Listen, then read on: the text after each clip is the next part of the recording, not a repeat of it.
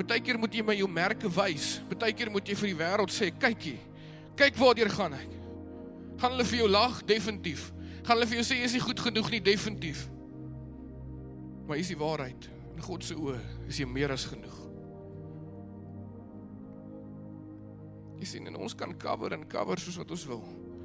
Maar die oomblik wat ons sê, Here, ek kan nie meer nie. Ek wil nie meer nie. Die Here kom cover nie.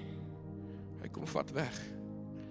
En ewe skielik raak die merke al hoe minder. En ek wil hê jy moet hierdie sien, hè? Kan jy sien dat daar's nog kolle op my? So hier en daar is daar nog 'n merk. Kan julle dit sien? En baie keer vra ons, maar Here, daai ding wat ek so graag wil vergeet, hoekom kan ek nie daarvan vergeet nie? En ek beleef dit so in my hart, die Here kom sê vanaand vir jou, dat ek wil nie hê jy moet daarvan vergeet nie, want jy moet dit eendag vir iemand vertel, sodat hulle by my kan uitkom. En ewe skielik is hierdie nie meer merke nie.